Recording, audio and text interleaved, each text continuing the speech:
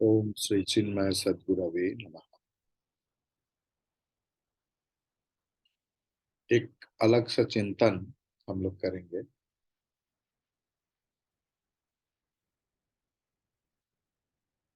ये जो ब्राह्मण, क्षत्रिय, वैश्य, शूद्र,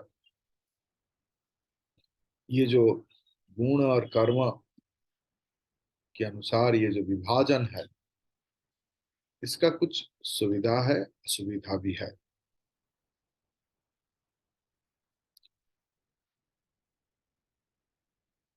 ये तो प्राचीन वैदिक पंथा मैंने बताया, जो भगवान के द्वारा सृष्टि हुआ। लेकिन जितना युग आगे बढ़ते गया, समय आगे बढ़ते गया, भारतवर्ष में असंख्य जाति उपजाति का सृष्टि हुआ। सामाजिक जीवन में संकीर्णता, अनैक्य, ये सब आया।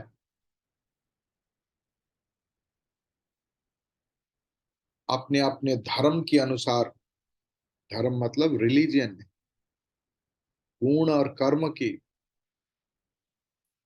अनुसार जो जाति भेद था, वो स्वीकार नहीं किया। दूसरे दूसरे कर्म में लिप्त हुआ। इसमें समाज की नुकसान हुआ। अगर युद्ध देखो, एक एक एक चीज दिखा रहा। आधुनिक समय अभी युद्ध का स्वरूप क्या है? पूरा देश भर, दुनिया भर युद्ध चल रहा है। रशिया के साथ यूक्रेन, सूडान, हर जगह पर सीरिया, ये सब युद्ध चल रहा है। भारत में भी युद्ध चलते हैं कभी कभी, मतलब युद्ध करना पड़ता है भारत को। भारत कभी कभी कभी कभी भी युद्ध नहीं किया। तो क्या हुआ? अब इसका स्वरूप देखिए। स्वदेश को रक्षा करने के लिए और उनका कल्याण के लिए अगर युद्ध होता है, तो पंडित, कवि, दार्शनिक, पुरोहित, ब्राह्मण, व्यवसायी, शिल्पी, सब लोग अपना अपना कर्म छोड़कर मरने के लिए और मारने के लिए तैयार है। ठीक है ना? मरने के लिए और मारने के लिए अपना जो स्वाभाविक कर्म है, उसको छिन्न करके, उससे दूर हटकर ये करना पड़ता है। अपना ज्ञान और विवेक काम में नहीं आता। वो लोग, दे डिसोवे देयर ज्ञान एंड वैराग्य एंड विवेक। ऐसे भी होता है जो धर्म याजक शांति और प्रेम की वाणी प्रचार करते हैं,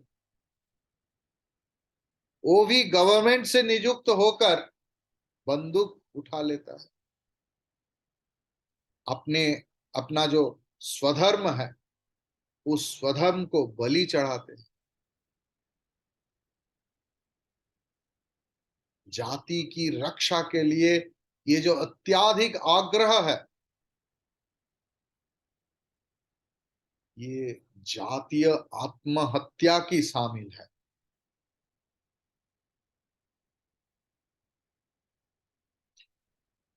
on the other side, on the other hand, भारतीय सभ्यता की भित्ति क्या है, लक्ष्य क्या है, उपजीव्य वस्तु क्या है भारतीय सभ्यता की, असली सनातन सभ्यता की, कि युद्ध की उत्पात, मतलब युद्ध करने का जो खुजली खुजलता है, युद्ध की जो अनर्थ जितना दूर हो सके उतना ही कम करना ही भारतीय सभ्यता की उद्देश्य है। इसी उद्देश्य को सिद्ध करने के लिए ही सिर्फ एक श्रेणी के ऊपर युद्ध की भार सौंपा गया था, वो है क्षत्रिय। ये क्षत्रिय श्रेणी के लोग अपने जन्म, स्वभाव, वंश, गौरव के द्वारा इस कार्य के लिए उपयुक्त, एलिजिबल माना जाता था। और युद्ध कर्म के द्वारा ही उनका आध्यात्मिक विकास का संभावना था, उन्नति होता था। क्योंकि एक उच्च आदर्श को सामने रखकर, एक उच्च आदर्श की अनुवर्ती होकर ये लोग योद्धा की जीवन यापन करते थे।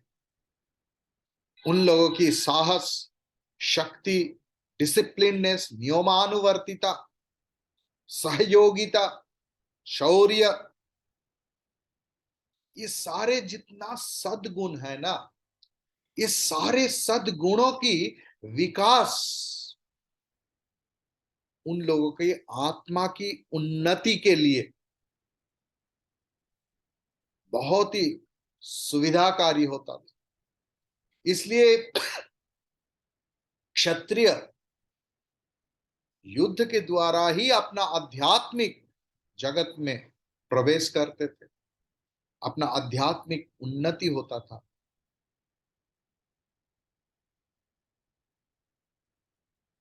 समाज की जो अन्य श्रेणी की लोग सब ये क्षत्रिय श्रेणी के लोगों के द्वारा संरक्षित, सुरक्षित रहकर अपना अपना कर्म करते थे। अपना अपना कार्य, व्यवसाय, वाणिज्य को नुकसान पहुंचा के वो लोग कभी युद्ध करने के लिए नहीं जाते। युद्ध कुछ अल्प स्वल्प लोगों के अंदर ही सीमाबद्ध थे, निबद्ध थे। इसीलिए युद्ध के द्वारा समाज की जो साधारण जीवन यात्रा है उसमें नुकसान भी बहुत कम होता था।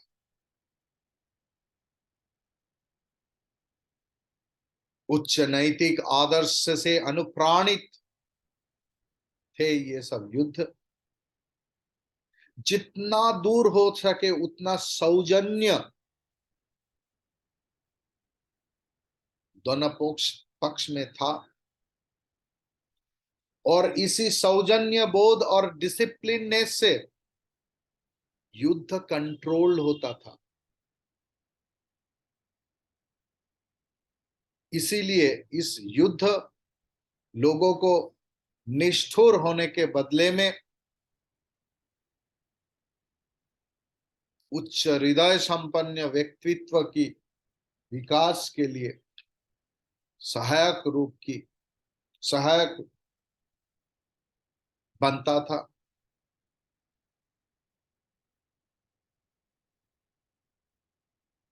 हम लोग ये ना भूल जाए कि भगवत गीता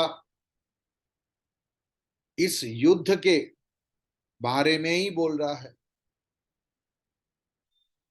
जीवन से युद्ध को कभी आप बाद नहीं दे सकते। यू कांट रिमूव युद्ध from your life, it's impossible. व्यक्तिगत मतलब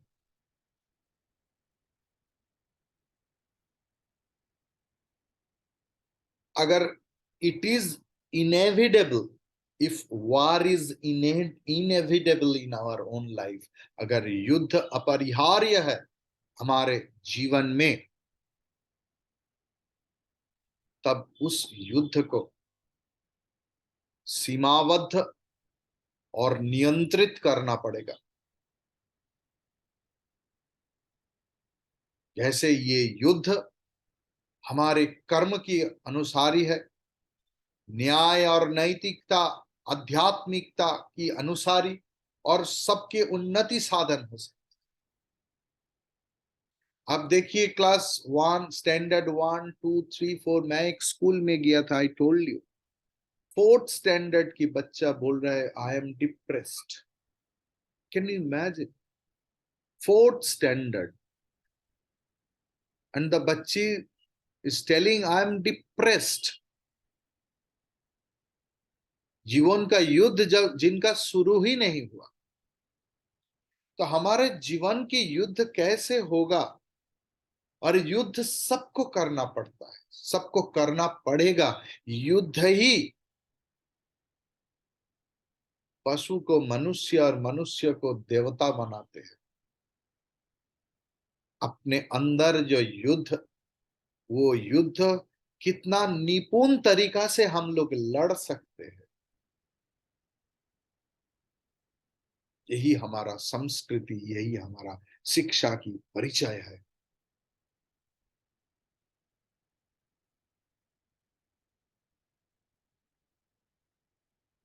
ये सुनियंत्रित युद्ध जो पहले होता था, डिसिप्लिन मैनर, नैतिकता के साथ जो युद्ध होता था, इसमें पर्सनली मनुष्य की शरीर का तो क्षय होता था, क्योंकि लोग तो मरेगा ही। फिजिकल युद्ध में लोग तो मरेगा ही, लेकिन सबका अभ्यंतरीण जो जीवन है, जाति का जो नैतिक चरित्र है, ये एकदम ठीक रहता। उच्च आदर्श के द्वारा अनुप्राणित होकर प्राचीन काल में युद्ध जो शौर्य और सौजन्य का विकास में सहायता किया है,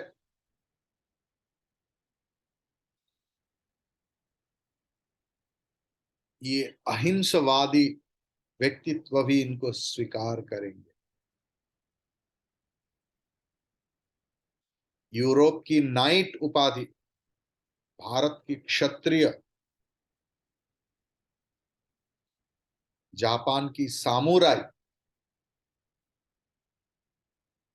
ये एक कैटेगरी का था। युद्ध के द्वारा मानव जाति का जो कल्याण हो सकता है, अगर ये संपूर्ण हो सकता है, तब युद्ध होना चाहिए गठन शक्ति के लिए। आदर्श से विच्युत होकर जो युद्ध होता है, उसका परिणाम हिंसा होता है, निष्ठुर होता है। ऐसे युद्ध मानव समाज को नुकसान पहुंचाता है, पूरा के पूरा मानव समाज को खत्म कर देता है।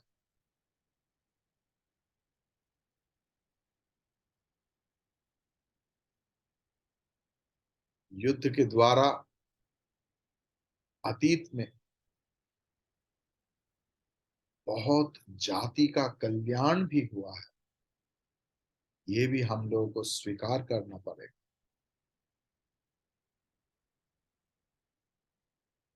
शारीरिक जो युद्ध है, फिजिकल वॉर, ये हमारे जो साधारण नीति है, इसका एक विशेष अभिव्यक्ति है। अगर मानव जाति को पूर्णत्व लाभ करना है, तो जिन जिन गुणों की जरूरत है,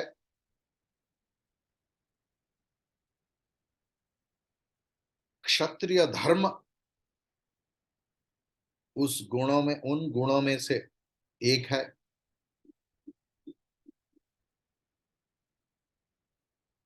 हमारे जो बाह्य जगत और अभ्यंतरीण जो जगत, हर जगह पर युद्ध और विरोध की जो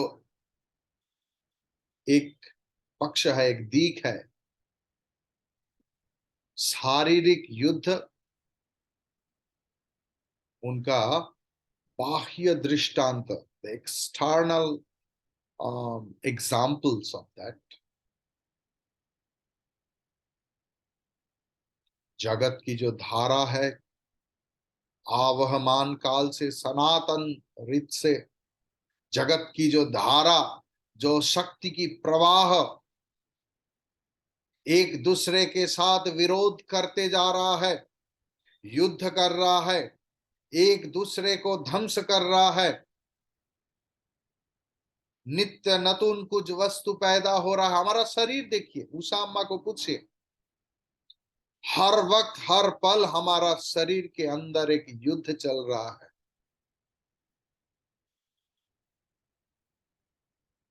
उसमें से नया कुछ उग भी रहा है।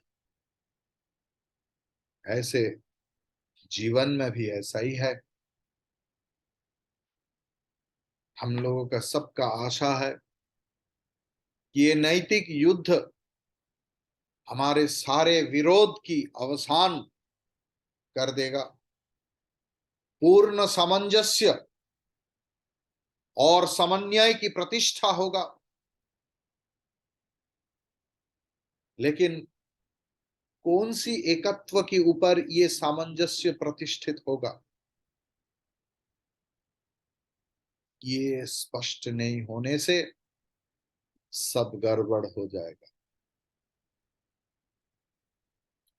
मनुष्य के अंदर जो क्षत्रियत्व है, वो ये रीति स्वीकार करते हैं। हमारे अंदर जो क्षत्रिय रूप है, उनको सामना करना पड़ेगा। उनके सामने योद्धा के रूप में सम्मुखीन होना पड़ेगा, खड़ा होना पड़ेगा।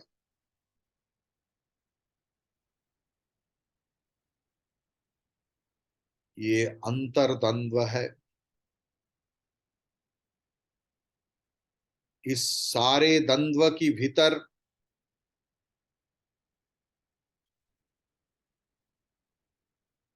ये सारे द्वंद्व की अंदर अंदर से ऐसे एक नीति, ऐसे एक धर्म का प्रतिष्ठा करना चाहते हैं, जिनको अवलंबन करके वो सामंजस्य को स्थापित करना चाहते हैं, जहां पर सारे द्वंद्व की अवसान हो सकता है।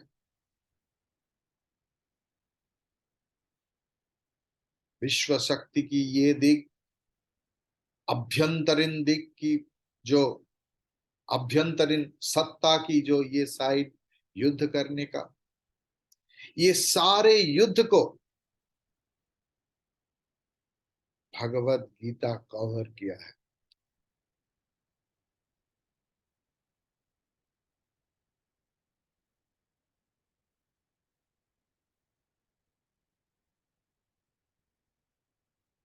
एक कर्मी, एक योद्धा, एक क्षत्रिय अंदर में है, उसको शिक्षा दे रहे हैं। अंदर में शांति, बाहर में अहिंसा, ये जो आत्मा की उच्चाकांक्षा,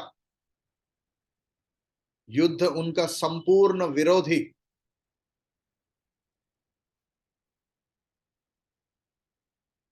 योद्धा की, क्षत्रिय की जो द्वंद्वमय जीवन, कोलाहलमय जीवन, ये नीरव आत्मजय है। शांतिपूर्ण आदर्श की जो जीवन है, उनकी संपूर्ण विरोधी। इस विरोध के बीच में कहां एक सूत्र है सामंजस्यपूर्ण, ये ढूंढने का कोशिश भगवत गीता ने किया है। वही हम लोग चर्चा करेंगे, कर रहा हूं चर्चा। The wonderful exponent of Bhagavad Gita. हम लोग सुना, गुरु न हत्वा हि महानुभावान श्रेयो भोक्तुम भैक्ष्यमपीह लोके हत्वार्थ कामांस्तु गुरु निहैव भुंजीय भोगान रुधिर प्रदीप्ता। तो हम लोग पिछले दिन देखा कि सब लोग अर्थ की दास है।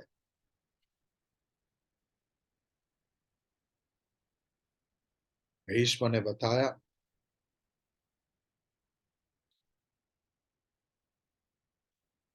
अभी अर्जुन को समझने में बाकी नहीं है कि भीष्म आदि गुरुगण भी स्वार्थ अंध है, स्वार्थ से अंध है, पराधीन है।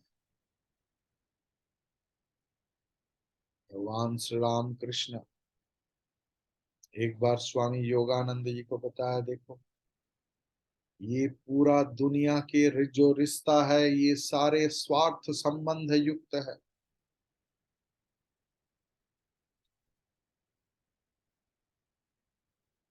माता पिता पुत्र कन्या की जो संपर्क वो भी स्वार्थ की अनुसारी ही होता है। आप अगर बहुत सूक्ष्म विचारी विचारवान होंगे तो इस शब्द का अर्थ आपके सामने खुल जाएगा, प्रतिभात हो जाएगा। स्वार्थ के सिवा दुनिया में संबंध नहीं होता। स्वार्थ के सिवा तीन संबंध होता है, भगवान के साथ, गुरु के साथ और दोस्त के साथ। असली दोस्ती जो जानते हैं, लेकिन आज भी दोस्ती के संबंध भी स्वार्थ से संकुलित है। लेकिन what is friendship? Friendship is a relation without a relationship. अगर इस नीति के ऊपर आधारित होकर कोई दोनों या सब लोग दोस्त बनेंगे, उसमें स्वार्थ नहीं रहता। उसमें जो बचे रहते हैं वो है निस्वार्थ। गुरु के साथ अपने संतान, छात्र छात्री, स्टूडेंट्स का जो संबंध है पूरा के पूरा निस्वार्थ है। इसलिए सहनावतु सहनौ भुनक्तु सह वीर्यं करवावहै तेजस्विनावधीतमस्तु मा विद्विषावहै। इसलिए अवतु वक्तारम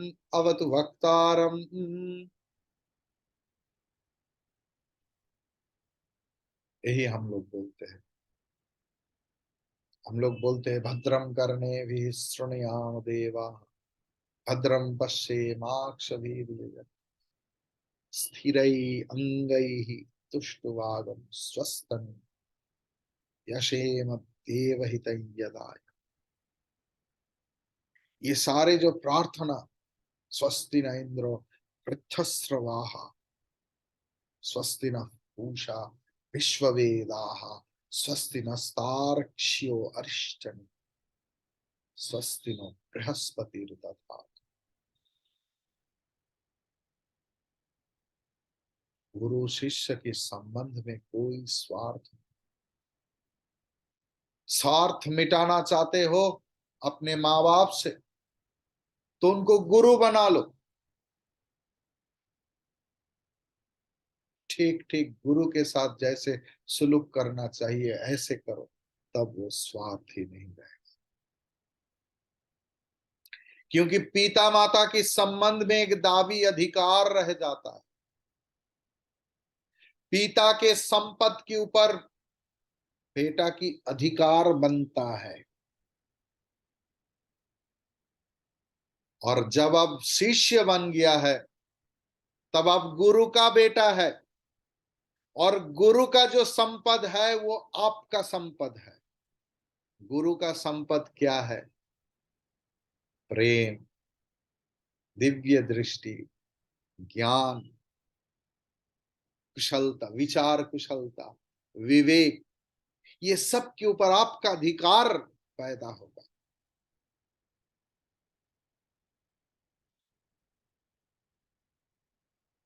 अर्जुन ने देखा कि सारे स्वार्थ की अधीन है। भगवान समझाने का कोशिश कर रहे हैं कि युद्ध ना करके तुम करोगे क्या, तुम क्षत्रिय हो, युद्ध करना ही क्षत्रिय की स्वधर्म है।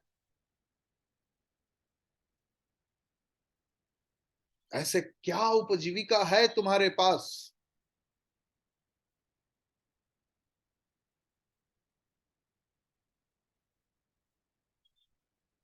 भगवान कृष्ण ने बोल रहा है कि हाँ तुम,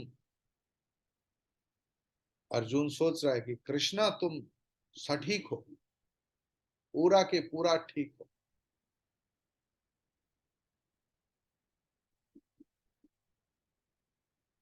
पितामह की चरित्र तो निष्कलंक है, विशुद्ध है।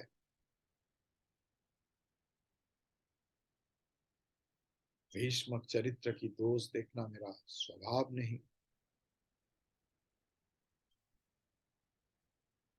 विद्वान जो है, अविद्वान भी हो,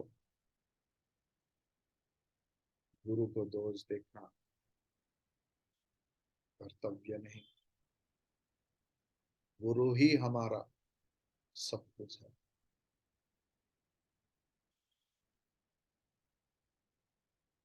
ये बोध एक व्यक्ति नरेंद्र नाथ को स्वामी विवेकानंद बना देता है। Shri Ramakrishna was an illiterate person, लेकिन अमेरिका में स्वामी विवेकानंद ने क्या बताया, आप इतना प्रशंसा कर रहे हैं, ये सारे के सारे कृतित्व है मेरा गुरु का। अगर थोड़ा सा भी मैंने कुछ भूल चूक किया, ये मेरा खुद का है। ये बोध का नाम सन्यास है, इस बोध का नाम श्रद्धा है, इस बोध का नाम समर्पण है, इस बोध का नाम प्रेम है। और इसी बोध ही एक नरेंद्रनाथ को स्वामी विवेकानंद पर रूपांतर करते हैं। यही बोध एक बालन को स्वामी चिन्मयानंद के रूप में परिवर्तन करते।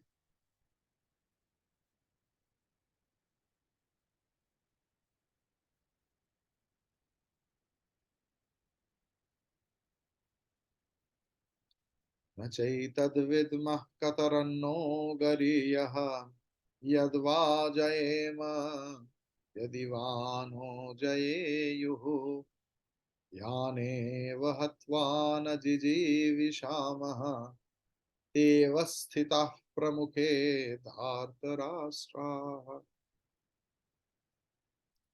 हम लोग इसके बारे में अगले क्लास में चर्चा करेंगे।